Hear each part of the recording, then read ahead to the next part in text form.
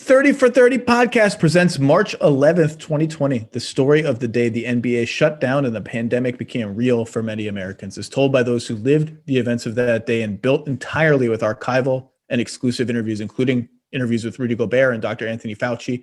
30 for 30 podcast presents March 11th, 2020. Subscribe and listen now wherever you get your podcasts.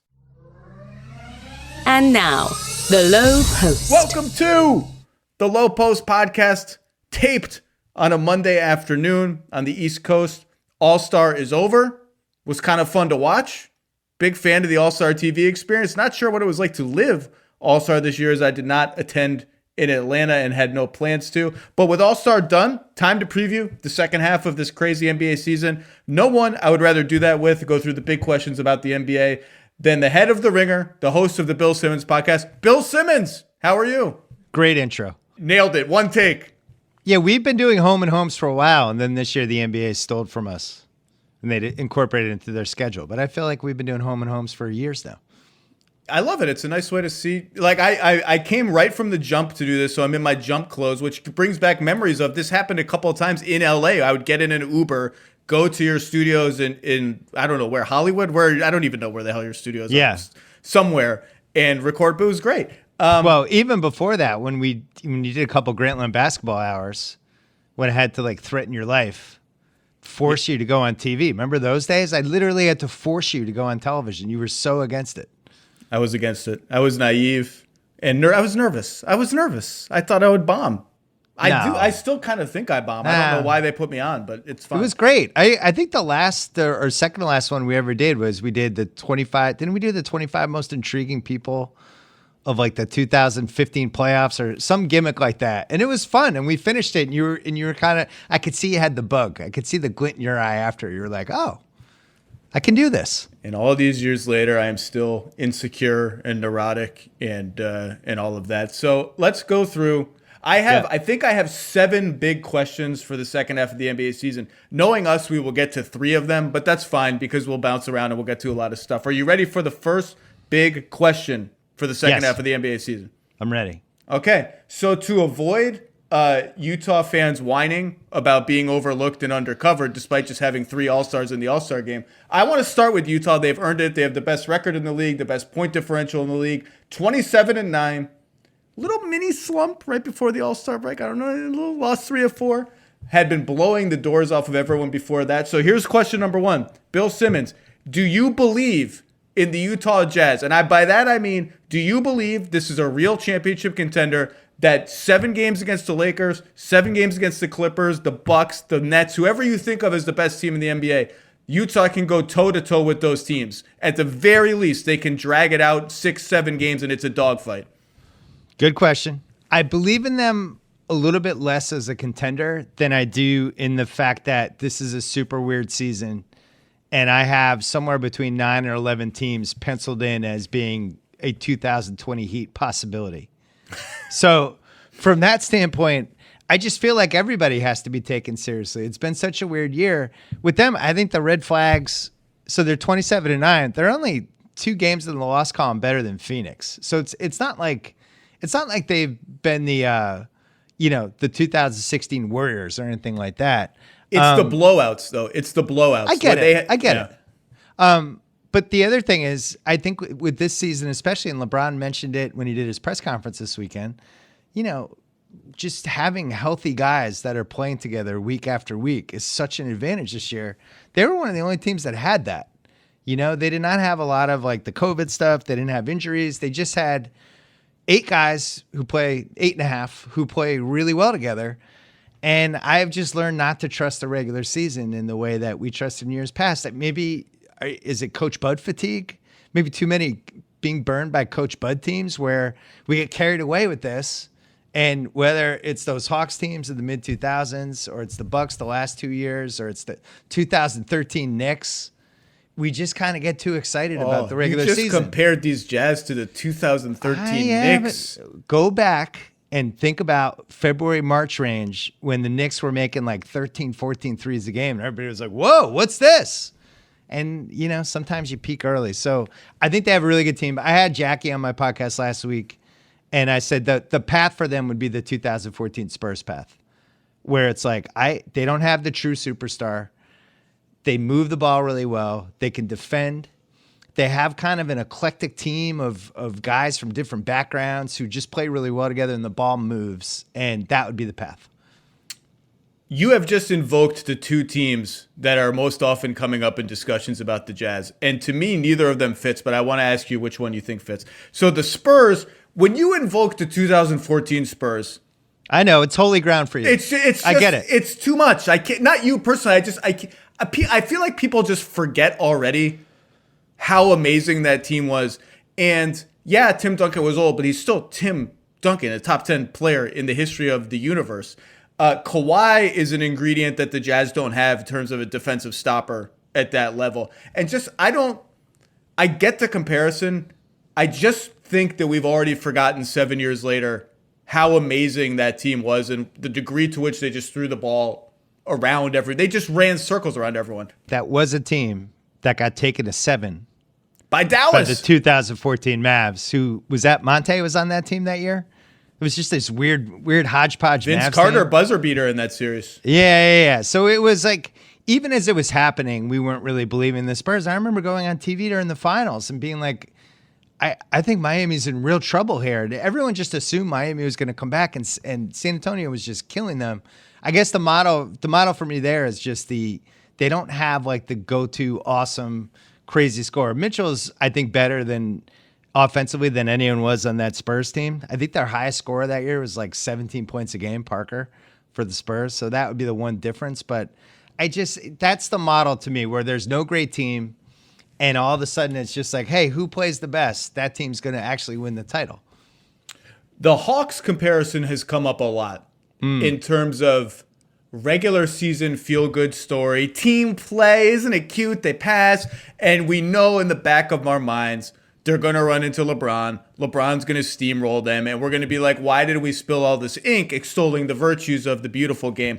I reject that comparison on two levels. I just don't think that Hawks team, that's the Teague. Remember they got the 5-guy player of the month award that one month where it was 5.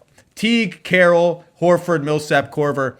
They didn't have a one-on-one guy like Donovan Mitchell. They did not have a get-your-own perimeter player at his level. You and I can quibble about, is Donovan Mitchell a little overrated? Is he less efficient than people give him credit for? Maybe. But the Hawks didn't have anyone like that.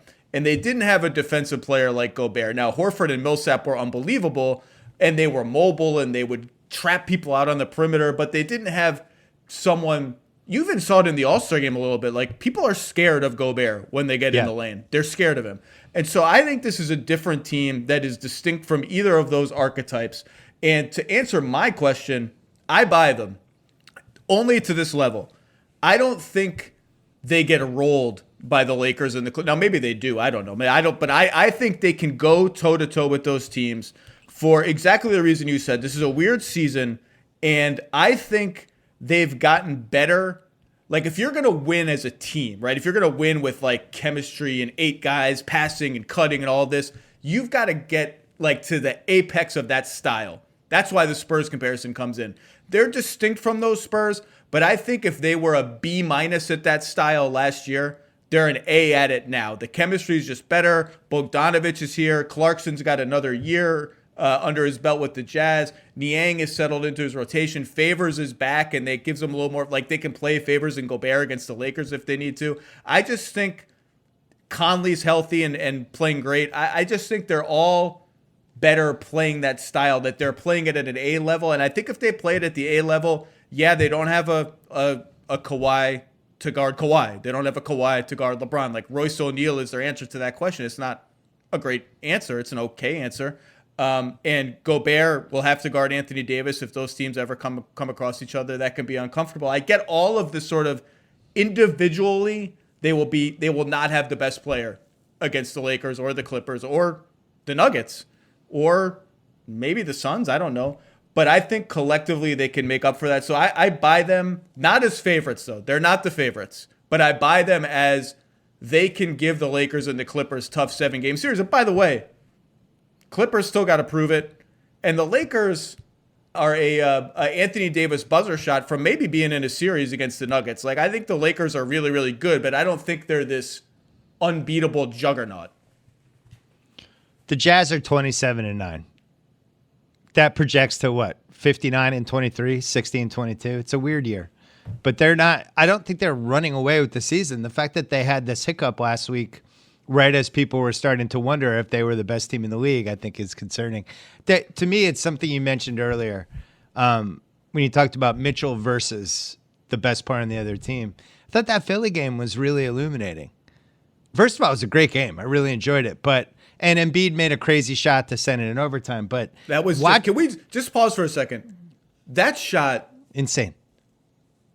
Sometimes we just need to pause in the world and just what he did on that step. It wasn't even a step back three. It was like, how would you describe it? I don't even know how to describe it. It was a mid-'80s Larry Bird. You know I'm shooting this. I know I'm shooting this. I'm going to take 2 step backs and do it anyway. The difference is he's 7'3", and it was jaw-dropping enough that the next day on my pod I had House come on just because I think Embiid was the first half MVP, and I'll fight anyone who doesn't agree with that. The wrinkle a couple times this year where when he kind of has to get a shot off and he has 25-foot range, but the ability to also shoot over whoever's guarding him, I just haven't specifically ever seen that in my life. That seems like a relevant point, right? Where you're down 3, let's throw it to the 7'3" guy who can make an off-balance 3, and he's actually might make it. Like, what would you have done in 2003 if Shaq just dribbled into a step back 3? I think I would have just gone to the hospital. Like, I would have gone to the ER immediately. Wait, it's even more unrealistic than Shaq. It's like if Rick Smits could have done it. or Yao Ming. Like, he's a legit 7'3". So anyway, with that Utah-Philly game, I just felt like Philly was going to win because they had Embiid and he was the best player on the floor. Now, granted, they could have lost 10 times, but I can't get over that hump with them. And it's not dissimilar to where we were with Miami last year. When Miami, in that Boston series, it was like, well, Boston's going to win, right? They have more talent. And then they were able to eke that out, and they did it. And then they get to the Lakers series, like, Lakers are going to sweep. And then all of a sudden we're going 6 games. But ultimately, I still feel like it's a league where you need the best player in the series to keep winning the series. And there's been very few exceptions, which is why I go back to the 2014 Spurs. They did not have the best player in that series, but the totality of their team was so much better than that breaking down 2014 Miami team that they kind of swung the seesaw. So that would be the case for them. That's where I can at least, I'm not comfortable with that comparison, but I can at least get it at the idea behind it, which is I do believe they've reached the apex of their collective style. So the questions everyone has is, well, how are they going to get a bucket when people start switching everything in the playoffs, right? All this fancy movement, what happens when you just bog it down? And that's why Mitchell, the answer is A, Mitchell gives them at least a fighting chance. And B, they've reached the point where it's going to be harder than just switch everything and the machine bogs down. The machine is operating at a different level. The other flip side is, are they going to have someone on the floor at all times that LeBron and Kawhi can target when the Jazz are on defense? And we've seen teams go at Bogdanovic at the end of games over and over again with a lot of success. So you take him off the floor, fine. Their best defensive lineup is probably Conley. Their best defensive realistic lineup, like excluding the Favors-Gobert duo, is probably Conley, Mitchell, Ingles, O'Neal, Gobert. And I think in that group, Conley is the guy who's got to fight for his life against a LeBron and a Kawhi. But that lineup, by the way, in 46 minutes is plus 34, which is like bonkers. Jesus. You left out Clarkson in that lineup, and you could argue is their most creative offensive player.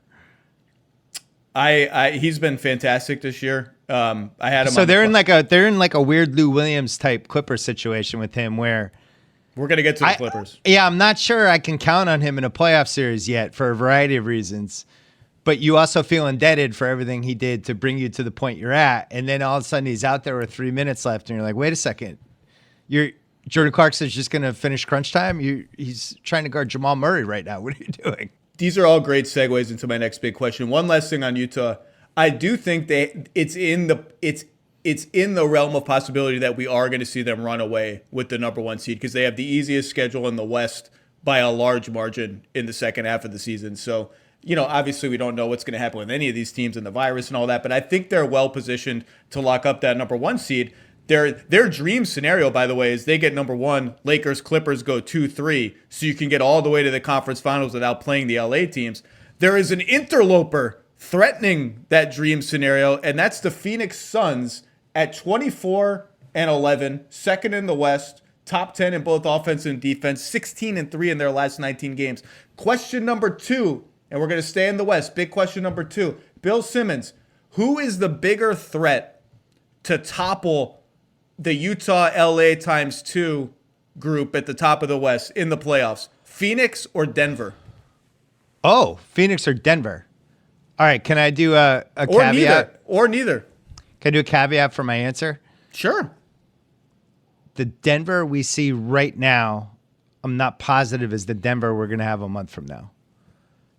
So for me, the ceiling with Denver is moving, whereas Phoenix, I think is I don't see a lot of movement with them. I don't really feel like they have a lot of moves to make. They already made their move. They got Chris Paul. Utah, same thing. There's no trade they're going to make. There's no buyout guy going to Utah, I don't think. Denver has a trade to make. And maybe that was a later question for you, but can we merge those two questions? Yes. I think Denver has a trade to make. Russell and I talked about this last time on my pod. It was just they have the Gary Harris contract, which you get them $20 million.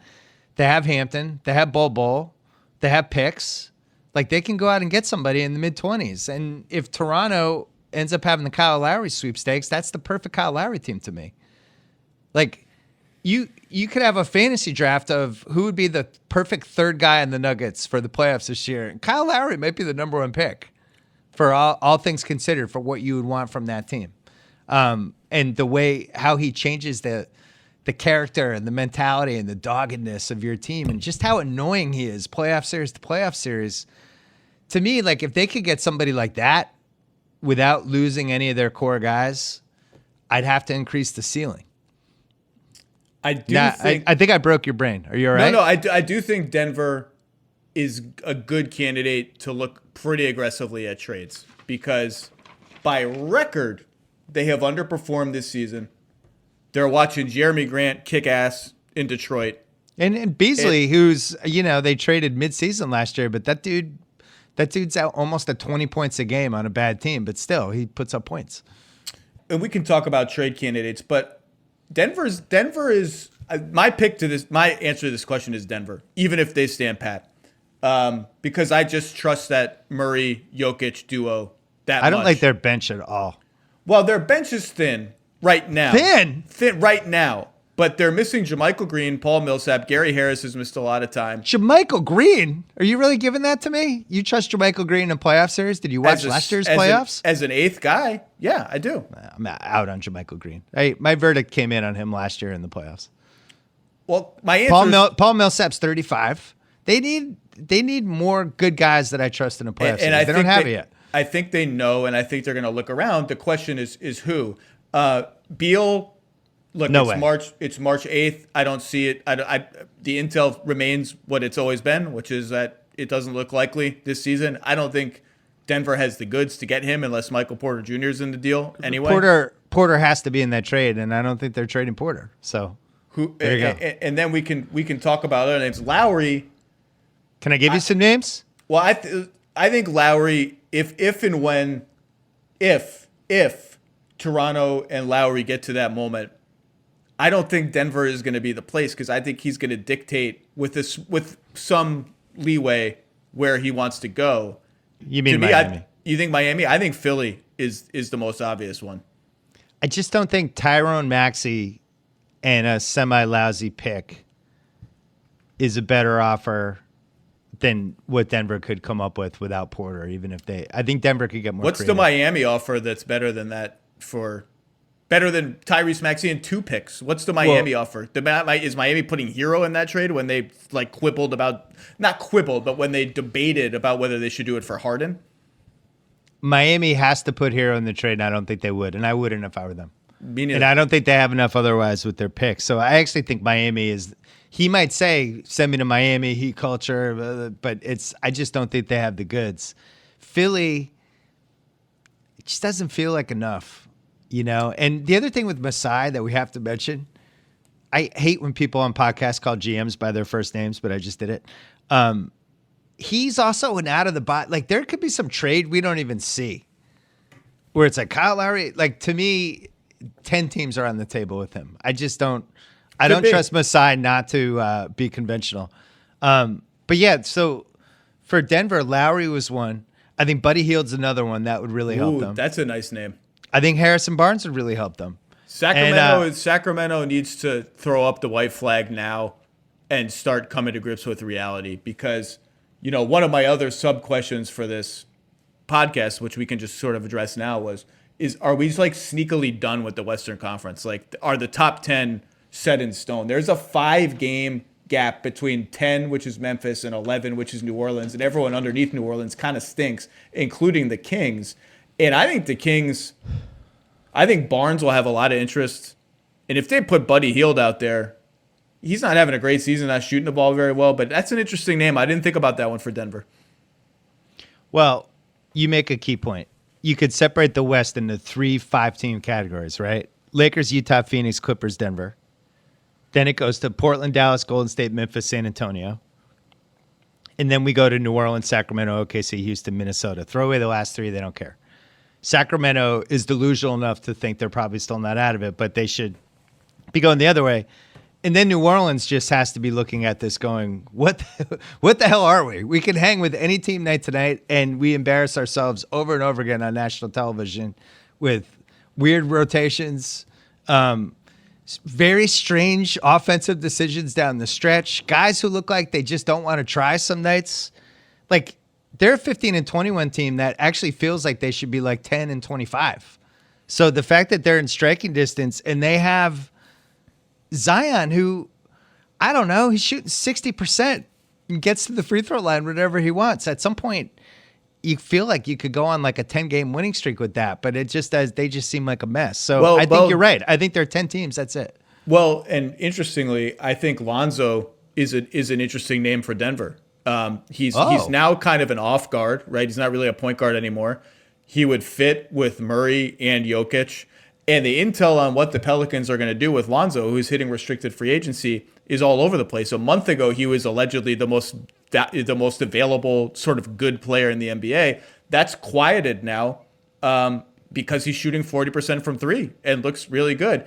I don't know that they're going to get blown away by an offer. And if they don't get blown away by an offer, they can roll the dice in free agency. I think there's some fear there that there's just so much cap space and not enough talent that some team, even teams that don't, it's hard to find a team that just would urgently love to get Lonzo Ball in free agency, but some team will just be like, hey, you know what? We got money. He's young. Let's do it. I think they're a little scared of that, but that would be an interesting name for Denver, but it's I don't know what they're doing. It's the most loaded position in free agency. Everybody has guards, right? So you could be like, oh, Lonzo, watch out for him in free agency, but then just go through the teams and tell me who's dying to spend $27 million on this hybrid guard who we haven't totally figured out what it is. I think he's been really good this year. And by really good, like not all-star good, but I like him on that team. And you're not going to like this. I always get excited when you preface trades like this. Yeah, you're just not going to like this. I introduced this theory last night to Rosillo. It was late. I was a little punchy, but I kind of feel good about it. I just feel like if you're New Orleans, you've got to really start thinking about the Brandon Ingram thing now. You just have to think about it now. He's not going to be the best guy on that team ever. It's Zion's team. I hate to do the hot take. Coming up next, Bill Simmons tells you why New Orleans is Zion's team. I'm not doing that. I just watch New Orleans games, and it's incredible to me when there's 5 minutes left and Ingram takes like 6 of the next 7 shots. And Zion is like this, ornament hanging on a Christmas tree over on the side. And it's like every time you give the ball to Zion, he either scores or gets fouled. What are you doing? What's the purpose of this team? So I don't feel like Ingram fully understands that. I know this hits close to home. You wrote the big feature about Ingram how many months ago? But even in that piece, I said they want him to be, their dream is that he becomes the Pippen to Zion's Jordan. Not that those players are going to reach that level. I mean, it's not that part of the comparison is not apt. But they know, I mean, that's over. And maybe you're right. Maybe they have to have a come to Jesus crunch time reorganization of their offense. But in general, They know it's Zion. It's Zion's team. It's Zion's offense. He's Well, the best player on the team. It's Zion's team, one. Two, does Ingram fit with Zion? I watch a lot of Pelicans. I really enjoy watching Zion. If he's on, and he's in the game and it's a close game, I'm going to probably watch. I just don't think they make sense together. Ingram, I'm still not sure what position he is. I guess he's a 4, but defensively, he's just not good. He's a 3. And Ingram's a 3. I think all right, he's a 3. Fine. So then Zion's a 4, but then that means you need a center. But we've seen what happens when they play a center. Then they're just too big and clumsy. They can't guard anybody. And I just would rather have I'd rather have a typical 3 and D guy as my 3 and not the Ingram guy who is a scorer who kind of feels like it's his team. That's the feeling I get when I watch it. Is Josh Hart a 3 and D guy? Can we count Josh Hart? Josh Hart. What's your team? I used to have the guys I inexplicably love. What's your team at the end of the year you do? My Luke Walton All-Stars. Yeah. The Josh Hart, Bruce Brown blood match for the number 1 MVP spot of that team is going to be epic. It's over. It's Bruce Brown. What's happening in Brooklyn is so improbable and ridiculous that it has to be Bruce Brown. But Josh Hart will have these games where he becomes Dennis Rodman. Yeah. And you're like, what's going on? You're the 6'3" random guard, and you're jumping over 7-footers for rebounds. Anyway, I just feel like if I'm New Orleans, why do I want to wait till the summer to start thinking about this when I have all these other moving pieces in play? And I think Lonzo and Zion make sense together. I like Lonzo. I like him as a hybrid guy who doesn't necessarily need the ball all the time. And I think he plays well with Zion.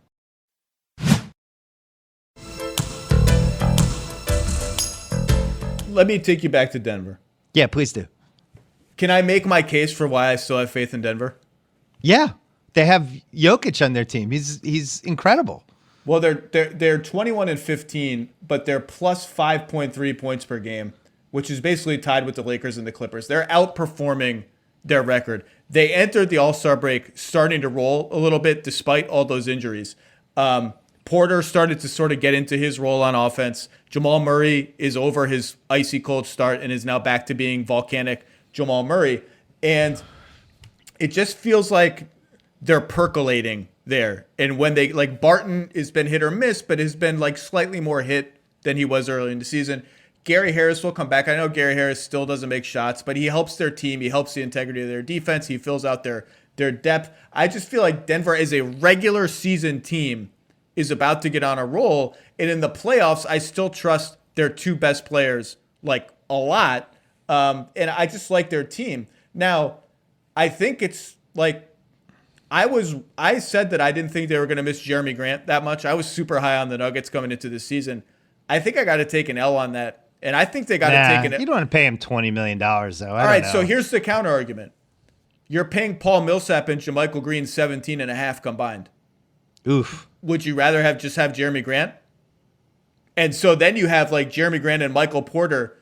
Jonathan Sharks wrote about this for The Ringer last week, that Porter's been thriving in part because he's playing the 4 right now. With Grant, you can kind of keep Michael Porter functionally as a 4. They're positionally kind of equivalent. With Millsap and JaMychal Green, you can't. The lineup constrictions are what they are. Now you can play those guys at 5 here and there, but not with Jokic on the team. I think they're missing Grant more than I thought they would, and that's just leave aside how well he scored, just the lineup flexibility he would bring for them. So I agree with you. I think they're going to try to do something at the deadline. I just can't think of a great, does Evan Fournier light your world on fire at all? Does that do anything for you? So I want the Celtics to get Barnes. Well, I was going to ask you about Harrison. I really, so just go for it now. Yeah, I just think he's played really well this year. And I think he's one of those guys, you feel like he's 35. He's only 28. He's been in a lot of big games over his career. He is, you hear this and you never know what to believe, but I think by all accounts, he's one of those Kemba Walker type guys, right? He's just a great guy. People love Harrison Barnes. I think he knows who he is as a basketball player at this point. He can make open threes. He can actually get to the basket when he needs to. He knows where to go and what to do on defense. And for the Celtics, he would really help them because you're talking about 25 to 30 minutes a game that are going to Semi Ojeleye and Javonte Green and all these dudes. And now to have Barnes be able to, so you would always have 2 of Tatum, Brown and Barnes, and then potentially all three. He could play with them. He can switch on D. He's not a great defender, but he's not a disaster. I think he would really help Denver. And so if you're just going crunch time, and it's that Denver's my fear with the Celtics, where I feel like they could step in on Barnes maybe with a slightly better offer, because unfortunately for the Celtics, like, I don't know if their young guys have a lot of value. Like, if you're shopping Romeo Langford, it's like, hey, here's this one game when he was healthy a year and a half ago. Look how good he looked. Neesmith hasn't shown one thing, and then they have a bunch of picks that ultimately aren't really going to matter. They have the trade exception, so their one advantage would be, hey, we don't have to stick you with a bad salary. But if you're Denver, and you're Sacramento, and you could get Gary Harris back and try to rehabilitate that, you could get Bol and Hampton, and then maybe some conditional pick, something like that. I just feel like that's a nice move for them. But I said last night to Russillo, if I'm Sacramento, I'd rather trade Buddy Hield and keep Barnes, because I would rather just build around Fox and Halliburton. I think Buddy Hield kind of ruins that. I think Barnes is going to draw a lot of interest. I did not think about Denver for him. That's not a bad name. For Boston, I think it's a great fit. I mean, they know they need another 3-4 type. The only question is price, right? Like, I think it takes more than just a young guy. I think it takes a young guy plus a first-round pick. Plus, then you got to throw out salary, and you have to have an uncomfortable conversation with ownership of, like, are we willing to go into the tax? If not, they're at 131 next year without Harrison Barnes. Right. Do we need to tax this year, next year? How can we duck the tax? Are you willing to give up Neesmith and a top 10 protected first or something for Harrison Barnes? Is he that good? Now, what happens when Marcus Smart comes back? Because then you have Walker, Smart, Tatum, Brown. Can you play Barnes at the 5 with those guys? Or that sort of artificially limits how many minutes everybody can play. But I agree with you. He would really help their team. He's overqualified to be like a 6-man, right? And he's a little underqualified to be the 3rd best guy in a championship team. He's somewhere between those. If he's your 4th best guy, perfect. So for Denver, think about them in crunch time, right? Jokic, Porter, Barnes, Murray, and then who would you have as the 5th? Barton? Is he still on Barton. the team? Sure. Maybe there's a second. Whoever trade, of Barton and Harris is. But I just know at least I have 4 guys now I can trust in the last 5 minutes of a game. And Russillo made the point last night that Barnes takes too big of a hit for the 2016 finals. I think that's become part of his legacy. It was a long time ago, but it always gets mentioned. But that guy was in a lot of playoff games. He was part of a 73-win team. That team was 140 and 24 in 2 straight years. I don't know. I think for his salary, 22.2. The other one who's interesting for Denver, we didn't talk about him yet, is Oladipo, who I think you could get for nothing. Well, here are some names that are interesting, just trade wise. Period. Oladipo, obvious, right? I think Houston is going to have to decide: do we want to pay this guy? If no, then trade. He just, for the season, is now shooting 39%, 31% from deep. He looked good on Indiana. Before they traded him, he was having moments on Indiana. That's what's so weird. With the Pacers, he kind of looked like, okay, he's kind of getting back to what he was pre-injury. Maybe Houston is the most random, tossed-together team that I can remember in the last 5 or 6 years of the NBA. So maybe it's just so... Everyone's like, wait, that guy's on the... Oh, I forgot that guy's name. Or what is he? Is he right-handed or left-handed? I don't even know. Like, maybe it's just so screwed up that it's hard for him. But well, hold on. With Houston, we have to mention this. This is like the weirdest trade deadline wrinkle, I think, in a while. So they have their pick, top 4 protected. Anything below that, they get completely screwed. Then it becomes this... Miami, OKC, Houston, they just get the worst pick out of those 3 teams. I need like the Sopranos That's it. FBI flowchart of how that pick works, because it breaks my brain every time I try to talk about it. Yeah, that's it. Top 4, they keep it.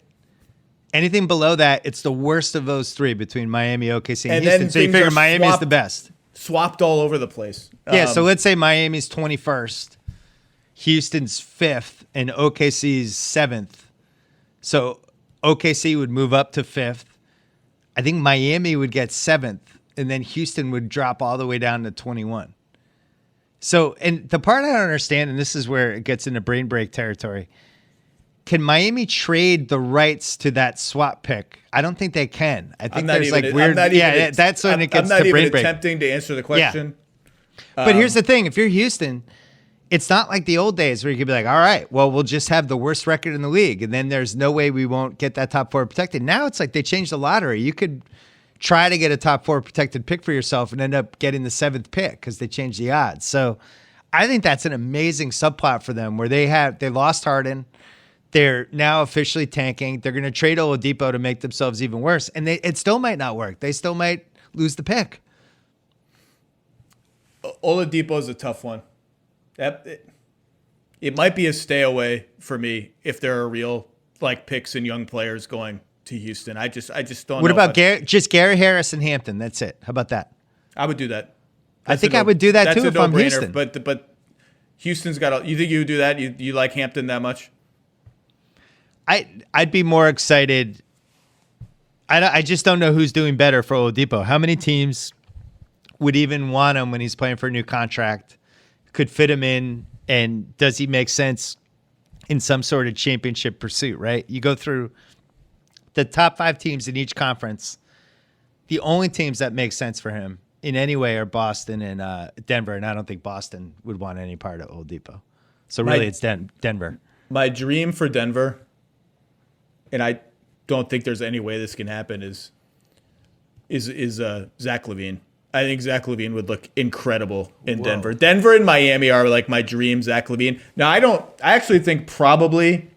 I think Chicago, I don't know what Chicago is going to do at the deadline. They have LaVine and they have Markkanen headed into free agency. And if you don't want Lauri Markkanen, if you don't want to pay him, you should trade him. You should. But I don't know that they will. I know that Chicago will probably, my hunch is they will err on the side of being conservative and not doing anything. But if LaVine were available, I think they could get a lot for him. I think right now they probably are just like, we're feeling good. He made the All-Star team. We're trying to get into the play-in and the playoffs. I doubt he's going to be available. But I'll tell you this. I get a lot of teams asking me, do you think LaVine will be available? LaVine could change the whole trade deadline, blah, blah. I don't know the answer. My hunch is no, but I'm not 100% convinced of that. I can't believe you have a lot of teams asking. You don't even own an iPad. I don't own an iPad. My daughter. When did you become? Here's the thing. I think Chicago should go the other way. I think the 6th seed is wide open in this playoffs, and I think. Look, when you watch Chicago, I was a giant. I just did a double look on you. I was a giant LaVine holdout. I thought he was a good stats bad team guy. It took me a long time to come around. We talked about it when you came on my pod. When they're in these games and they have to go kind of toe to toe in a 1-point game. There's not a lot of guys who are more skilled than him offensively. I hesitate to say that. I understand what I'm saying. But, you go team by team, and it's like, all right, Zach LaVine versus Devin Booker. Do I feel like I'm at a loss? Zach LaVine versus Jason Tatum. Do I feel like I'm just saying. All these dudes who are like the go-to guys, these other teams, it seems like he's as good as them when you watch the games. He can create his own shot. He can hit threes. He can hit threes with a hand in his face. He goes to the basket. I've been impressed. I'm worried about you. That makes me He's worried. averaging like 29 a game. No, I'm just worried that Tatum was just brought into that conversation. I'm a little worried. But Celtics entered the break on a winning streak, Bill. You should feel a little better. I'm saying first half of the season, Tatum. I still think the COVID thing affected Tatum way more than I think came out, and I expect him to have a really good second half. And then I won't be putting Zach LaVine in sentences with him anymore. But you go team by team. Zach LaVine can hang with just about anybody. So I think that's a really good point about Chicago. You always have to be careful with your brain, like flip it the other way. So we've been all thinking for 2 years now about Chicago and LaVine and when do they sell? Should they sell on this guy? Sometimes you have to get your brain to go the other way just as a thought exercise. Like, why shouldn't they buy at the trade deadline? So can I give you 2 teams that are my sneaky, not through any reporting because I really haven't heard anything that interesting about them or that they're active, but 2 sneaky teams that when I do that thought exercise, it becomes kind of interesting. You want to hear them? Yes. Number 1 is Indiana. Indiana, super quiet, not a lot of noise. I don't hear anything about them. Here's what I know. They're 16-19. cratering before the All-Star break. Now, they'll get LeVert back at some point, thank God. TJ Warren's also been injured. Like, this isn't their team. This isn't the real team. They lost 35 points a game when they lost those two guys. That is a real thing. But not going well right now. Two guys that are critical parts of their rotation, Doug McDermott and TJ McConnell, are free agents this summer. They already have like $120 million on the books between LeVert, Warren, Turner, Sabonis, Brogdon, Holiday. It just feels like we've seen them sniff around trading Miles Turner before. I'm not suggesting they're going to do that again, but if I were a team that needed a shooter, if I were Milwaukee, I would be calling them about Doug McDermott just to see, because Doug McDermott's going to get paid this summer, and I'm not sure. Like, the Pacers they're not going to go over into the luxury tax to retain these guys. Now, they may not have to because they saved money potentially on the LeVert Oladipo thing. So Pacers are my number one sneaky. Like, if I were running the Pacers, I'd be calling in both directions, selling, buying, whatever. And can I give you my second team, or do you want to talk about the Pacers first? I just want to point out my dad is still furious that the Celtics don't have Miles Turner, Doug McDermott, and Enes Kanter. They'd be better with those guys. There's the Kanter 21 rebound game sent my dad into a tailspin. My dad all last year was like, why won't Stevens play Kanter? He was going to die on that hill. He was the only person on it. But the fact that we still don't have anything to show for Hayward leaving, and it's like trade exception, they might get this guy, they might get that guy. And it's like, well, Turner and McDermott would have really helped. If they don't use the trade exception, it's a disaster. If they don't use it, if it expires, I think they're going to use it. They have to use it. Just optically, they have to. And they're being aggressive. They're looking around at all the names we've talked about, plus some others that we haven't. You don't follow other sports, but the Red Sox really took a shit on the Boston fans with the Mookie Betts trade and did a whole money saving thing. And they're now the least popular team in Boston. This is a team that won 4 World Series with these owners. And now the fans are like, screw these guys. The Celtics ownership is very aware of how fast it can flip. They're going to use the exception. I just think if they don't, someone should make a banner. Like, the Celtics have retired everybody's number already. Retire the trade exception, put it in the rafters. 2021 trade exception banner? Yeah. Just like have a birth date and a death date for the trade exception, put it on the banner and hang it up somewhere. I would hang it in my office. When you were your early blogging days, they had the, what was it? They turned the LaFrentz contract into the Theo Ratliff's expiring contract. Oh, my God. Don't even And that was in every trade for a year and a half, and then they actually pulled it off. They traded him. They got KG. It worked. My other sneaky team, and I don't sense a lot of activity. Yeah. But the Memphis Grizzlies. Oh, now you're talking. Dang, $17 million. Are 16-16, despite just lots of stuff. Okay, lots of bad stuff. Right. That goes back to our Utah conversation. Memphis is the flip side, where everything's gone wrong for them, and they're still 16-16. They have like 15 legitimate NBA players. They're the deepest team in the NBA. Now they don't have as much top level talent. Well, I guess Morant and Jackson, maybe they do. I mean, their middle guys are all just okay, but they're all good.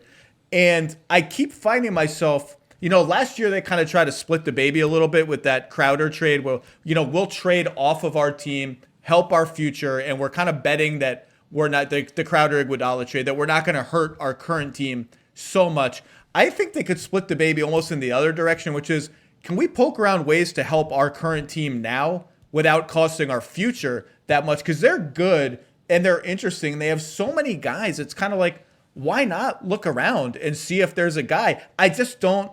I mean, we've named a lot of guys. They need shooting. They need to improve the Dylan Brooks spot is what they would need to. Well, they were my favorite. Is anyone going to try to bite on DeMar DeRozan just for fun team? Like, who's got nothing to lose and might want DeMar DeRozan? I thought about Memphis. I don't think that's going to be in the cards. Let's put it that way. But I just thought about deals like that. Like, if you could make just a low cost, why not? Like, they're good and they're a really fun story, actually. And they have Jeng's expiring contract. And Jeng was he was leading the league in 3-point shooting at one point. I know. Kevin Love 2.0. No, Kevin Love. Literally Kevin Love. Oh. Well, that's what I'm talking about, though.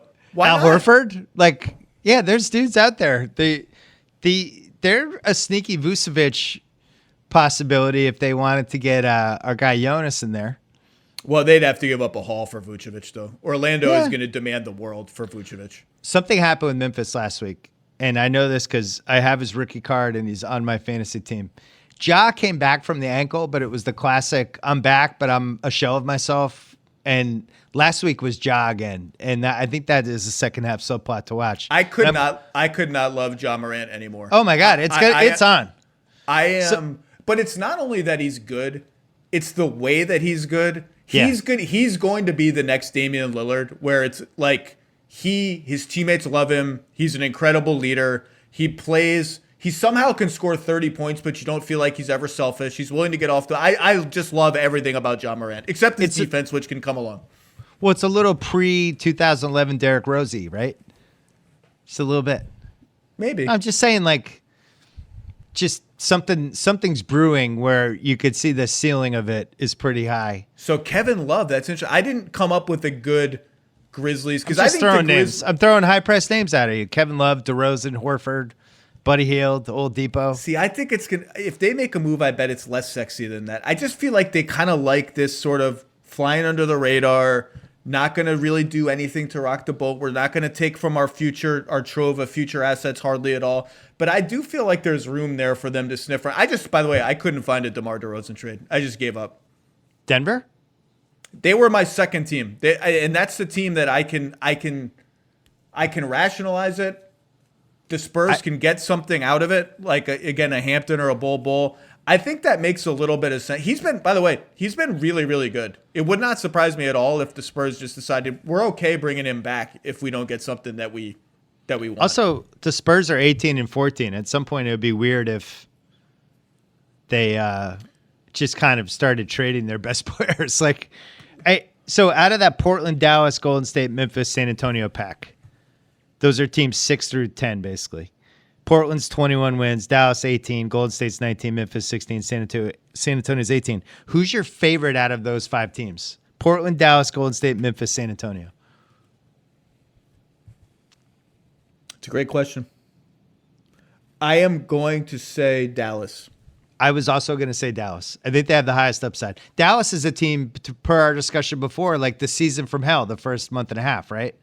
Everything goes wrong, including Luka's out of shape. Now it feels like I think that Celtics game was the turning point for their season. By the way, I think Portland, now they've been hurt by the fact that Zach Collins' trade value is a complete mystery / maybe nothing. Rodney Hood's trade value maybe nothing.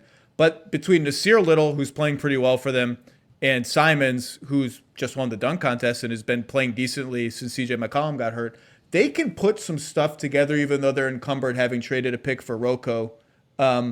I could see them sniffing around too. They've been my favorite Aaron Gordon team forever.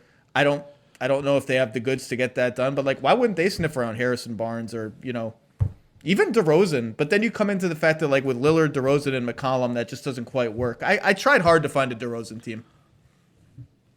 Portland, put it this way, if Portland was a movie, the amount of scenes Carmelo would be alarming to the director and the producers. He's playing pretty well. I know. I'm just saying, at some point you're like, wow, so is Carmelo one of our stars of this movie? I thought we just hired him to do a couple scenes. Well, there's another guy like that in the Eastern Conference that we'll get to later. The other thing we should mention on the Grizz and the Spurs is they both have to play 40 games in the second half of the season. Oh my God. Because of all the cancellations.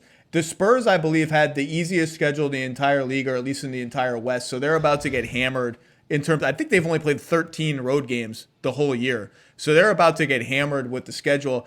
Their point differential, as it is, they're 18-14, as you mentioned, but they're essentially dead even. So they're performing a little bit above their head. If there's a candidate to fall back a bit to quite a bit in the West, I think it actually might be San Antonio more than any of these other teams. Yeah, they're surprising 18-14, and it feels like a lot of those wins have been close. I'm not looking this up. I have no idea. It just seems like they've had some good Spurs old school infrastructure, end of game stuff happening. I agree. I think if I'm New Orleans and I'm looking at what team could we catch if we got our crap together, it's San Antonio. Because we're on the same page on Memphis. I think Ja making the leap. So that's a good question for a second half question. I'm stealing your gimmick.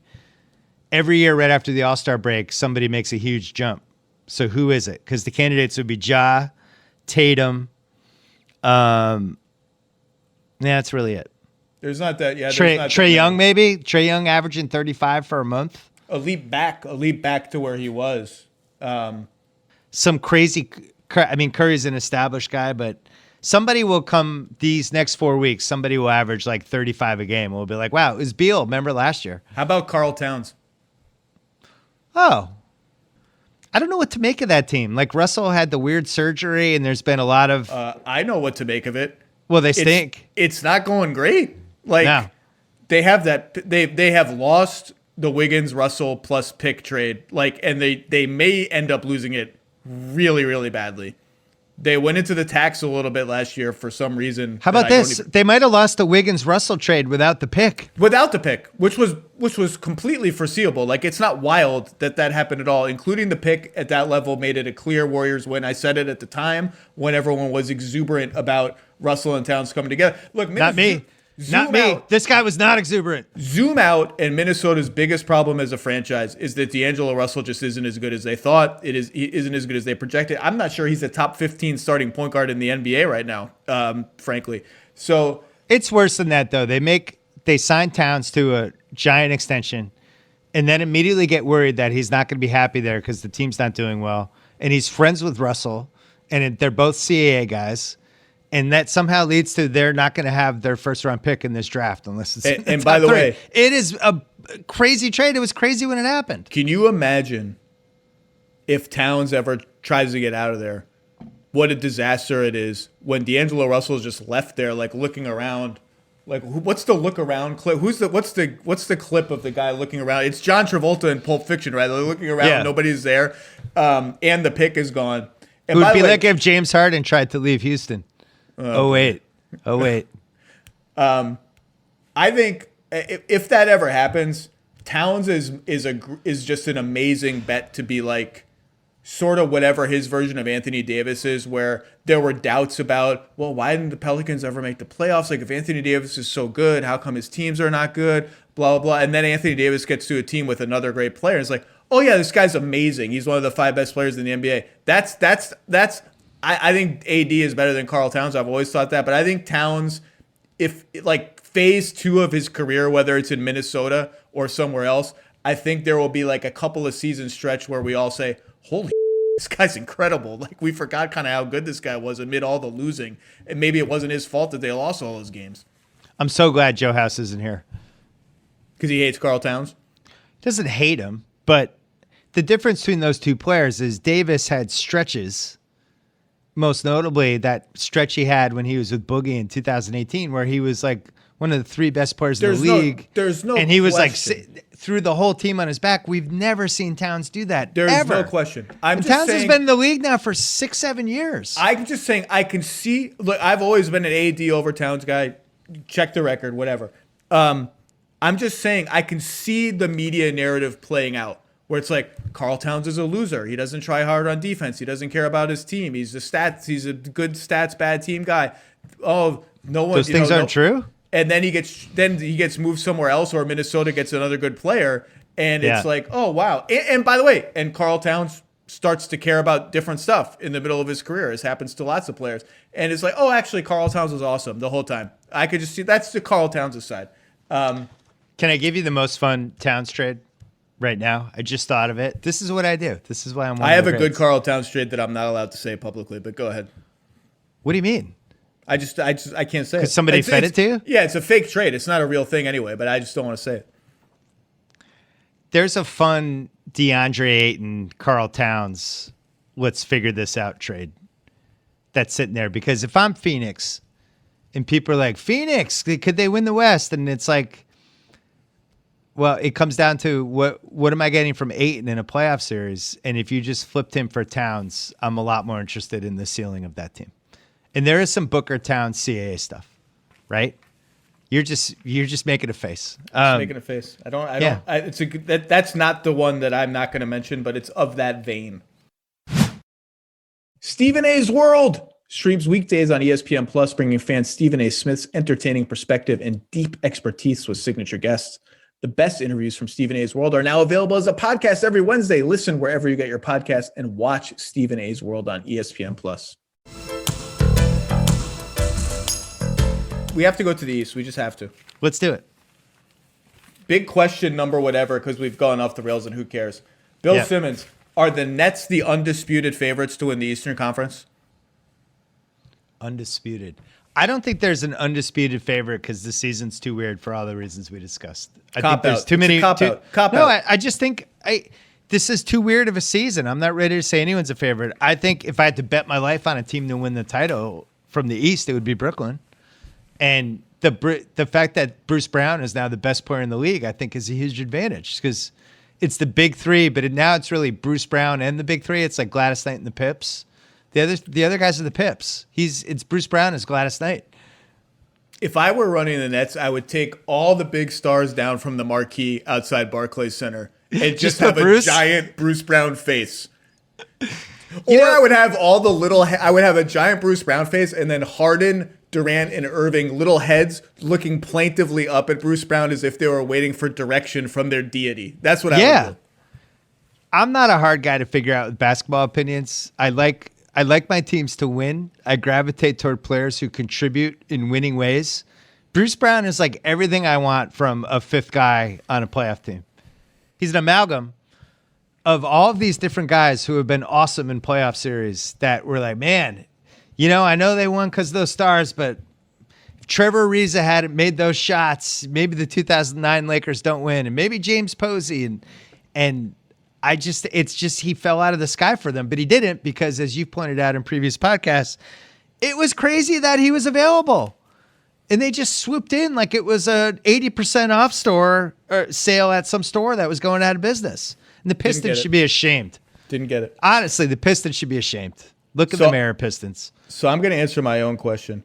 I think the Nets are undisputed favorites to win the East. I think they're the best team in the East on paper. I think when Durant gets back, we're going to say, whoa, we got some problems. And yeah, defensively, do they have some questions to answer? Absolutely. We can talk about the teams that are below them in the East. I just don't feel right now, I don't feel just ultra confident in any of them. And now lots of things can change, including if the Sixers acquired Kyle Lowry, if that ever came to be. That's a game changer in the Eastern Conference. Right now, they don't have Kyle Lowry, so I have to consider them as they are. And that touches mostly on Milwaukee, and we should talk about Milwaukee and the kind of weird season that they've had. But I think the Nets are going to be incredible when they get everybody back. What did you think of Blake, by the way? Do you think Blake impacts their team at all? No. I don't. I think the answer is definitely closer to no than yes. I'm kind of shocked. To me, it was a litmus test of if you had league pass this year or not. Now, could he physically, was he not in the right whatever for the first part of the season? Is there some sort of physical, growth, rejuvenation that could happen? The guy we watched on Detroit this year is not going to play for Brooklyn in a playoff series. He's just not. Hey, I said this to Russillo last night. Are you really playing him over Jeff Green? You're not. Jeff Green's better at basketball. He just is. I think that's the comparison because they want to play. Kevin Durant doesn't want to play center. And so they have one of Green or Jordan on the floor at all times. And yeah, Blake offers them some versatility. Like he'll have moments as a small ball five. He'll have moments when they play him with DJ and at the 4 and the 5 and they look okay together. But really it's about Jeff Green. And Jeff Green this season has been a better shooter and a better defender. Way better defender. Way better. And now I think Blake is going to shoot really well in Brooklyn because he's going to go from taking these like off the dribble. It's either me taking this step back three or passing it to Svi Mykhailiuk. I'm taking the step back three at the end of the shot clock to like wide open, check the wind, easy threes. But what the Nets don't need any more playmaking. People are like, oh, they can feed Blake in the post. Like that's a new ingredient. Like they don't need that. That's not. And by the way, he hasn't been efficient in the post this year. They don't need that. They need defense and 3-point shooting. And I think what they really need is somebody else for the Embiid series. Like to me, that was so much more important to them than Blake Griffin because their crunch time 5 is established. I actually like their bench guys. the Bruce Brown thing. Claxton has been really good. Claxton's in a the real 7 or guy. 8 games he's played. He looks like a real rotation player. So to me, they're mostly set. Maybe you need one more shooter just for insurance, but I just want to know what happens in an Embiid series. Because that's my next question to you is who's the biggest threat to them in the East when you're not willing to declare? You think it's Philly over Milwaukee? So Philly, 100,000% Philly, because Philly on the other end, Simmons can guard one of those guys. Thibault can guard one of those guys. And I don't know. Then you just throw Tobias Harris and some help at Durant and cross your fingers. But they have two guys that they can put Simmons on Harden. And Harden's not going to do whatever he wants against Simmons. I'm sorry. Simmons is the best defensive player in the league. And Thibault. Ooh. Oh, yeah. Yeah. I mean, I don't think that's Utah, come at me. But that's Ben Simmons. I've watched Ben Simmons this year shut down Donovan Mitchell, Dame Lillard, and hold his own against LeBron James. Ben Simmons is the best defensive player in the league. Here's the thing about Simmons is this was written about a lot when Kawhi was at his apex is you would see teams scheme away from Kawhi. Just like if Kawhi's guarding our best wing, depending on who it is, like some guys are so good you have to involve them every possession, but we're going to park Kawhi's guy over there. You can't do that with Simmons because he's willing to guard anybody, including point guards. Even if your point guard is 6'0" and super quick, Ben Simmons is like, if that's what it takes for me to be involved in every single possession, I'll guard that guy. He guards point guards all the time. You can't scheme him out of the action. He can be in the action on every single possession. I have inducted him into Mount Perimeter Rushmore with Pippen and Kawhi and Iguodala. And he's 6'10", which is the crazy piece. Can I just here's a window. Oh no, I broke Zach's brain. No, here's a window into how sad my life is. There was a Heat Lakers game recently when the Heat wore the snow. I remember the Heat wore the snow cone uniforms at Staples. Yeah. And Iguodala was guarding LeBron. And, you know, I made friends somehow through the luck of this job with most of the men and women who write for The Good Place. And I wrote them an email during that game that if I got taken to the real good place, one of the things at my house would be like a video wall of Iguodala guarding LeBron. It would just be like a continuous Iguodala. That's how sad. That's how much I love Andre and how much I love that matchup. It's just so fun to watch. I don't even know what the hell we're talking about. Well, that's my way of saying it's a little early to put him on that Mount Rushmore. That's all I'm saying. He's 6'10". That's the difference. How many 6'10" and up guys could shut down Dame Lillard at the end of games? I have breaking news. I have the Karl Towns trade. Oh, I'm so excited for this. Karl Towns and Jake Layman for Dario Saric, Jalen Smith, Javon Carter, and DeAndre Ayton. It works on the trade machine. Call it into the league. The most exciting thing about that trade is that you involved Jake Layman. Somehow. Thank you. I needed to get the contracts to work. I was a little short. So I did that during the pod. That's a fun one, though, right? That is very fun. I'm sorry, Minnesota fans. It's not even near there yet. So let's just make that clear. Let us have fun. This is what we do. So I'm with you on Brooklyn, by the way. I think they're the best team. I would be very surprised if they didn't make it, but it's a weird season, and they're playing a lot of games at a short period of time, and I'm just not ready to say anyone is 100% making the finals. So you mentioned the options that Philly has to throw at the Nets' big three. Yeah. Milwaukee has Giannis to guard Durant, Holiday to guard Irving or whoever, Middleton to guard Harden. Ugh. So why are you not? So what is it about the Bucks who are second in the entire league in net rating with, I think, still the best offense in the league and a legit MVP candidate in Giannis? What is it about them that you don't trust? I'm never going to believe in them in the last 5 minutes of a game when it just becomes you try to score, then I'll try to score. I just think they're at a disadvantage against Brooklyn. And we saw it. We saw this early in the season when they played. And they were matching baskets. And then eventually Milwaukee was like, hey, Chris Middleton, what can you come up with? And now I'm picking Chris Middleton against Harden, Kyrie, and Durant. It's not happening. He's the only true, like, I'll create a shot here guy that Milwaukee has. And I know the Milwaukee fans get mad, but I'm sorry. I just don't trust Giannis in the last 2 minutes of a game. I don't. And Drew Holiday is a really good player. But if that's your guy going toe-to-toe against James Harden and Durant, like, no, it's not happening. So I just don't think they have the firepower.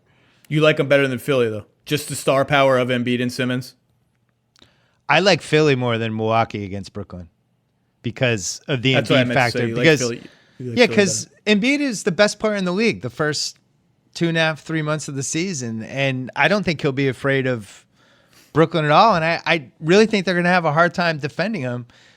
Ideally, if you're Brooklyn, you want to play Durant at the 5 you want to play the Bruce Brown Harris with the 3 guys lineup. That's your crunch time closer. And then maybe some Jeff Green. But when Embiid's out there, that means you have to play Jordan unless they can do better at center. Here's the thing with Milwaukee. It feels strangely off, right? Like just what your gut feel right now when you watch the Bucks, and this has been the case for most of the season, is it's just something just doesn't feel right. And then you zoom out and you're like, well, of course something doesn't feel right. They made a conscious decision in the offseason. We're going to get more top heavy. We're going to trade a whole bunch of depth for Drew Holiday, whole bunch of draft picks for Drew Holiday. And then Drew Holiday was out with the coronavirus during the plague for a long time and is still recovering from it. So, of course, they're going to look bad when they've become a top-heavy team and one of the guys on the top is out. Now, a month, 6 weeks ago, some time ago, they made a clear decision. Okay, we got to start trying to switch again. We've got to start introducing switching into our defensive scheme because everyone's been screaming at us for 2 years. We don't do it. We got to try to do it. And so now they're switching lots of stuff that doesn't actually need to be switched. Then they'll stop switching that same stuff for a while. Teams were very quick. Utah was the first team really to do this. Like if we run them through 2 or 3 actions in a quick spin, quick cycle, they're going to switch, but they'll screw up the second switch. Then they won't switch the third switch again. So they're making a lot of mistakes that hopefully they'll iron out by the playoffs. I do think they will sniff around pretty aggressively to try to add a 6th or 7th guy somewhere. How about a 4th or 5th guy? Well, and so I just look, I'll be honest. I don't like their 4 through 12. I just don't. So you mentioned Carmelo as the unexpected star of the movie that we're making. The Eastern Conference version of that is Pat Connaughton. There's just like a lot of Pat Connaughton happening. A lot. Pat's a fine player, but if I believe that my closing 5 is Giannis at center, and it's unclear if they believe that or not, but if I do, or whatever my closing 5 is, Holiday as the 3rd rock solid guy in that closing 5, whereas last year I only had 2 guys I could put in magic marker and put in Sharpie. Now I've got 3, but if in Holiday, Middleton, and Giannis. But if I want to close with Giannis at center, and my best answer right now for spots 4 and 5, my best answer is Dante DiVincenzo and Pat Connaughton. You can give me all the, not excuses, all the reasons for their sort of weird up and down instability, 50-point blowouts, puzzling losses, whatever. That nets out, by the way, to 22 and 14 and a really good point differential. We should say that. You can give me all that reasoning, and those 2 names, I'm just like, I don't quite sure. Now, maybe that I think there are people inside that organization that would say, well, what about Bobby Portis? Can we put Bobby Portis in for Pat Connaughton? It still scares me. I still think they need another. Like, I'm still a little nervous about that. So, and also, what happened to Brook Lopez? Like, could be Brook Lopez too. I don't know. No, but what happened to him though? Well, his 3-point shooting is he had one really good year, and he had an outlier year, and since then they haven't gone in, and he's also completely lost the ability to post up. When this guy 6-7 years ago was a guy you could go to at the end of games, and he could go muscle in and get a basket. Like he played a lot more like a Valanciunas type guy, and I don't know. They just sapped that out of his body, and now he's this stretch 5 who can't make threes. So here's the point. I don't trust Portis. I don't trust DiVincenzo. Bryn Forbes, DJ Augustine, I've never trusted. Bryn Forbes is a good name because I think, but defensively he's just going to get targeted. Yeah, they're going to hunt him in Game 7 of a playoff series. They're going to hunt him. I don't see it. So here's the point. I think Milwaukee we're going to feel better about Milwaukee in 2 months than we do today. I think Holiday getting healthy and getting back involved and them stabilizing a little bit on defense and figuring some stuff out. I think we're going to feel better about them than we do today to the point that I think this is true. If Philly doesn't make a big move, I think I kind of put Milwaukee a little bit closer to Brooklyn than I would Philly. Because Philly to me suffers from the same thing where it's like, who am I counting on in crunch time to create offense other than Embiid? And maybe the answer is just Embiid is so incredible that he's answered that question. But if the answer is Tobias Harris and Seth Curry, I feel kind of the same way as I just described about Milwaukee. I think Milwaukee is really, really good. And if they stabilize a little bit, and I think there are reasons to believe that they will, I think we're going to feel better about them in 2 months than we do now. I still think Brooklyn, though, just on sheer talent, is... I mean, I might be. Time may prove us wrong about this. I think they're just a clear favorite. I think they're the clear favorite in the East. I agree. And you left out with Philly. I still like Philly's team more than Milwaukee, but Philly has Miami's going to go on a run too. Philly has the Embiid piece where he played 30 or 36 games in the first half. Can he play, I don't know, 32 of the next 36 and then make it through all 4 playoff rounds? I wouldn't bet my life on it. You know, whereas like Milwaukee, Giannis is Giannis. Like that he's playing every game. Our difference maker of the week is brought to you by our friends at CarMax. Don't just buy a car. Love your car with the new CarMax Love Your Car guarantee.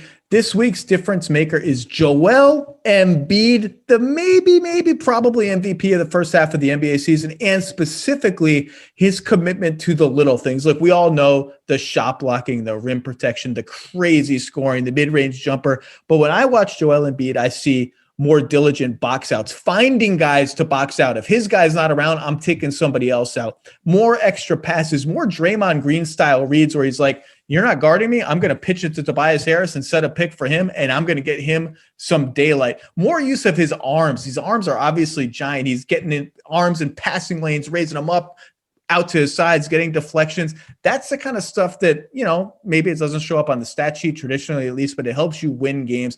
And aside from all the big stuff, which is still the big stuff, he's doing more of the little stuff. And that's why he's in the MVP conversation for probably the first time in his NBA career. So that's our difference maker of the week. Again, our thanks to CarMax. For more difference makers, check out my weekly 10 Things column on the ESPN Insider page. Can I ask you one more big question? I'm very excited to ask you before we go. Yeah. Bill Simmons, last big question for the second half of the season. Yep. Do you trust the Los Angeles Clippers? No. I was so excited. So why not? Okay, I just don't like their team. That's blunt. I don't like the makeup of their team. I don't like the players together. You know, like, for instance, like one of the problems with the Celtics this year, it goes a lot deeper than just Tatum got COVID and then Smart got hurt and all this. Their guys don't really create shots for each other, you know? And like even Kemba, if he can ever get back to where he is and start blowing by people again, at least now he's in the paint, he's slashing, kicking. The alarming thing about the Marcus Smart injury, who's the most polarizing Celtic of the last 10 years, is that we were always frustrated by him as an offensive player. Meanwhile, they really needed his offense because at least he can create for other guys a little bit. He's the best passer on the team. I look at this Clippers team, and who's making somebody else better on that team? It's a bunch of cars parked in the same parking lot, but they're just kind of in their own spaces. And that's the part I really thought they needed to make a trade. I don't think they can go in another playoffs with Lou Williams, because I just think the verdict has come in on him as a playoff player. He's a terrible playoff player for whatever reason. And I don't think Beverly has nearly enough offense. Marcus Morris, ball stopper. I don't trust Zubats. I don't trust Nick Batum at all. Just wait till down 3-2 in a series, game 6, a minute left, down 2, he's wide open in the corner. That thing's hitting the side of the backboard. Well, he won't shoot. Or he won't shoot at all. I just don't trust him. You go down the line, it's like this team's going to go to war for 4 straight rounds. I don't see it. Not to mention, George is all over the place. There was a story with George the other day. He had skipped the game because of dizziness because he had too much coffee. Like, this is like that happens to my son. Your son drinks coffee? Well, no, just like my son. I can't do my Zoom class today. I had too much Coke. Like, Paul George is a 28-year-old man. He had too much coffee. So I don't know. I just don't trust it. I don't think they're particularly well coached either. I haven't been impressed watching them. And I just, to me, that is, if you had to say who's your number one pick for a first round upset loss that would make everybody go nuts, it would be the Clippers. So they are the single biggest mystery in the league to me in the last 35 games. Because much has been made about how, the Clippers look different this year. There's No, they don't. better chemistry and there's more there's ball not. movement and Nope. there's blah, blah, blah. And to me, they do not look different at all. Well, No. they look just a little different only because of how Ibaka has changed the geometry of their team. Just a 5-out center is a big deal for them. But the passing numbers, assist rate, total passes, hockey assists, you name it, total isolations per game, whatever. Stylistically, they are the same. There's a few more set plays here and there. They've tried to make the Kawhi PG two-man game a thing. It hasn't taken, much like Fetch has never taken. It looks the same to me, and yet, and all the concerns you just mentioned, fine, got them. And yet, with Kawhi and Paul George on the floor, they're plus 17 per 100 possessions. Their starting lineup is plus 17 per 100 possessions. Now, I can see it in your eyes. You want to bring up how bad they've been in crunch time because we all have Clippers PTSD from what happened to them in the playoffs last year. And they are 7-11 in games that have been within 5 points in the last 5 minutes, even worse than that in games that have been within 3 points in the last 3 minutes. They have a bottom 5 offense and a bottom 1 defense, actually, in those games. And it makes you wonder, well, there must be something just intrinsically wrong with this group of players when it really matters. They were the best team in crunch time before the playoffs last year. You can say that doesn't matter, that only the playoffs matter. But in crunch time last regular season, they were good. Here's just my cautionary tale for everyone waiting to bury the Clippers under these crunch time numbers. It's 45 minutes. 45 minutes of total play in the last 5 minutes of close games. Paul George has only played 25 of those minutes. Kawhi Leonard has missed a few of them. They've overlapped for precious few of those bad crunch time minutes. And you can watch them and you see all the stuff that makes you worry about the Clippers. They're too slow. They're too ISO heavy. Why did that possession end with Patrick Beverley dribbling around and launching a three when there was 8 seconds on the shot clock when he got the ball? It's a little alarming that they're still going offense-defense with Lou Williams, even though they sort of tried to graduate out of that by getting Luke Kennard and some other stuff. I get all of that. I just think how little PG and Kawhi have played in those crunch time minutes sort of takes all the teeth out of it. But you watch them, they look the same as last year stylistically. We know what happened to them last year. I picked them to win the title last year. On paper right now, they look like a title contender. I've sort of thrown up my hands. They're the biggest mystery in the league to me. You just are out. You're out. You're just out. They're not as mysterious to me. They're big moves. You know, they had a chance to make the team better, right? And I agree with you. I like Ibaka a little bit more than Harrell, though. I do think Harrell's energy on certain nights was important to them last year. Whatever. They went all in on Marcus Morris and all in on Kennard, who I guess has been a complete failure or just a failure so far for them. They're paying him $16 million a year, and you watch certain Clipper games and he'll play like 4 minutes. Well, he's just flat out of the rotation until the last game before the All-Star break where he had a good game. And it's been so long since he had a good game that one good game inspired like 50 Luke Kennard is he turning the corner columns on the interwebs. It's tough. And they don't really have a lot of moves either. And it's kind of shocking how much Nick Batum has played, who was probably the worst player in the league last year. He's playing 30 minutes a game for them. I don't trust him at the end of games. When Marcus Morris is out there, part of the problem with Marcus Morris at the end of games is he's going to think he should take the most important shot of the game. And then Beverly, he's one of those, the stats look great. But when I'm actually watching the game, I don't feel like he's going to be helpful in the last 3 minutes. I just don't. I don't think he can create a shot for anybody. His open three-pointer might go in, but I don't know. I just don't see it. I think the rest of the league got better and they stayed the same. Nick Batum leads the Clippers in crunch time minutes played. He's played almost every single crunch time second that they've been on the floor. The other thing is they're almost that's crazy. They're almost 30th in getting to the rim and free throw rate, which to me is a red flag of can this team generate easy points when it has to. That's a little bit of a worry. Interestingly, Ty Lue has been more willing than Doc was to play Marcus Morris at center, which is a lineup that a lot of us were salivating over in theory last year. They did it against Utah. That was fun. And the numbers say it's been great on offense and awful on defense this year. They're a slight negative. This take may really come back to haunt me. I don't like the way it looks. I think they need a presence that's going north-south, and the way that they get that is Ibaka and Zubats rolling to the rim. And when they play Morris at center, again, the offensive numbers look amazing. I just see 5 guys just kind of passing the ball around the perimeter, looking to get switches. I don't see enough north-south stuff, and I miss it. I miss the look of it when I don't see Ibaka and Zubats rolling down towards the basket. And so I don't know that that's a panacea.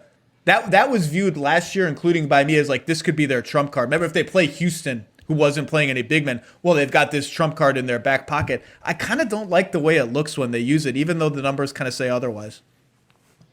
Reggie Jackson and Nick Batum are averaging 50 minutes a game combined. I rest my case. So we haven't talked about the Lakers at all. Are the Lakers still the favorites to win the championship? They're fine. The only conversation to have with them is just how close last season was to this season, and what is going to be the effects of how much basketball that was for them in Miami. And we didn't talk about Miami either, but Miami is just kind of recovering physically from those 4 playoff rounds in the bubble, and I think the Lakers. I was stunned that LeBron played as many games as he played. I don't really understand it, why he would go 36 of the first 36, and they finally rested him. But there's a lot of basketball left, and it's condensed. That's the other thing. So he's got it. He wants the MVP. I don't think there's any secret about that. It's not happening. He needs Embiid to get hurt. I think there's a perfect storm of events where it happens. Not if Embiid's going to do in the second half what he did in the first half. The sentiment is pro LeBron. Yeah, because he has the mafia behind him, the media mafia. You know how this is going to play out. Well, and it's also, I think it's legitimate that, the playoffs last year were kind of like, okay, oh yeah, this guy's still by far the best player. Yeah, but how many times are we going to litigate this? It's a regular season award. We just have to stop having this argument. If people want us to just vote for the best player every year, then create a different award for that. This award is who's the most valuable in the regular season. Right now, it's Embiid. Now, LeBron could go nuts in the second half and steal it back. He's in striking range, but I think Jokic is in striking range too. Well, if Denver goes on the kind of run that I think they have in them, Jokic is going to ascend even closer to the top of this conversation than he already is. And one more guy. Don't throw up. Luka? I think Giannis has to be considered. Yeah. If he's going to average 30, 12, and 6 again, and they're a 1 seed, like we can't not have the Giannis conversation. This is the weirdest MVP vote ever, because if he averages that and the Bucks are the number 1 seed, and people are like, we just don't want to vote for him again. We're not doing it. Will you vote for him? I don't know. I don't know what's going to happen. So weird. Like the postseason is hovering over this MVP discussion in a way that I can't really remember before. I'll tell you this. Joel Embiid was the best player I watched this season through the first half. I thought he was the most valuable to his team. I thought he was the most impactful. I thought he reached heights in certain games that was as good as anything I've seen recently. And he was the MVP, and I don't really feel like it's an argument, to be honest. I think there's an argument. I said I would pick him by a little bit if the season ended today, which, by the way, it doesn't. No, we're halfway through. I will say, though, Jokic. He's lurking. Anytime Jokic gets the ball, they get a good shot. It's unbelievable. He's just a walking good shot. Whether it's him shooting or somebody else shooting, if they just give him a touch, they won't make them all. They might have a turnover, but if they get a shot, it's going to be a good shot. It's just, and there are nights where it looks so easy. You just give them the ball. Is your audience aware of his stats? He's averaging 27, 11, and 9. He's shooting 57%. He is 1 free throw percentage point away from being in the 55, 40, 90 club. He's 57, 42, 89. He's taking almost 4 threes a game. His PR is 32.1, which is like we went up until 5 years ago. If you were over 30 PR, you were basically like Will Chamberlain or what's Michael he Jordan shooting on? What's he LeBron. shooting on twos? I don't have that. I think it's in the 60s. But like It's not insane that he could be a 60, 40, 90 guy. He could get hot second half of the season. Like, I don't know. I just feel like 61% on twos. Wow. And he's also, when we just talk about valuable, the whole team revolves around him and his skills, his skill set, how he clicks with his teammates. So I would have him third. I would have Embiid, then LeBron, then Jokic. See, Giannis. I get that there's a gap between Embiid and Jokic on defense that is probably sizable. I think there's a gap between Jokic and Embiid on offense that is not quite as sizable, but I think he's just, as an offensive player, I think, is he, I just want to think before I say this, because it might be Luka. If you just posit that LeBron is the best offensive player in the NBA, who's the second best offensive player in the NBA? Curry? Harden? Jokic? He's in that conversation now with Curry and Harden and Luka. And Dame. I don't think LeBron is necessarily the best offensive player in the NBA. I'm just saying if you posit that. I think Harden, LeBron, and Jokic, it's in some order. Jokic is in that conversation. Harden has just been, and we didn't even mention Durant, which is sacrilegious, but Harden has been. Well, and then you have off Luka the and charts. Durant, right? Tiny bit underneath them. The Luka thing, he started hitting threes the last couple of weeks, so that changed a little Luka's bit. incredible. This worrying about Luka's 3-point percentage is ridiculous. Like, Luka's incredible. Absolutely. I gotta incredible. say, the Harden piece that has shocked me is just how good how he kind of tweaked his game to fit in with that team, and they're getting the best version of him. But he put real thought into it, right? And the version we've seen of him on this Brooklyn team is a little different than any version of Harden we've seen before. And that's what made me think, like, I actually think it's kind of insulting to him to say LeBron is a better offensive player than him, because Harden, just as an offensive player, there's nobody better than him right now. Well, Daryl Morey will definitely text us Yeah. for daring to even question whether James Harden is the best offensive player. Oh, maybe he won't now that he runs another team. But yeah, Harden's incredible, and he had a quote last week where he was talking about, I think it was maybe someone said it on a Nets broadcast or something, about how excited he was to throw lobs to DeAndre Jordan again and how he missed doing that. I'm like, dude, you played with Clint Capella in Houston almost until the end. You just decided you didn't want to play that way anymore. It's so weird. Yeah, I'll never like what he did, but he's really special incredible. player to watch, and Incredible. We'll see. He might be on the perfect team, because the last 3 minutes of these playoff games, he can just go hide in the corner and let other people win the game. Honestly, it might be the perfect mix Yeah. of personality. Just forget the basketball stuff, because he's got other guys to take the big shot, which has been the weak point in his dossier for a while. Yeah. And he's just sort of like, I don't know Kevin Durant and Kyrie Irving at all, but there's certainly been a lot of noise around them for years and years now. And James is kind of like, can we just roll the ball out and play? Like, we just like, let's just roll out. Let's roll out. Yeah, we'll win. It'll be great. We'll just, like, maybe he's the perfect personality to mix with those two guys, because he's just like, let's just roll it out and play. Well, and then the Kyrie piece of he could just kind of float in and out of the game at his leisure, and whenever he wants, just take it over for 3 minutes at a time. That's kind of what nobody's ever been better at that. I think Where they're it's the like, undisputed favorites in the East. I agree with you, the especially East. because they have the best player in the league, Bruce Brown. Bruce Brown. All right, Mr. Simmons, thank you as always for your time. Those have been the big questions for the second half of the season. Let's just hope we get through it safe and healthy. And I hope to see you in Los Angeles someday, not too far from now. It was great to see you as always. Take care.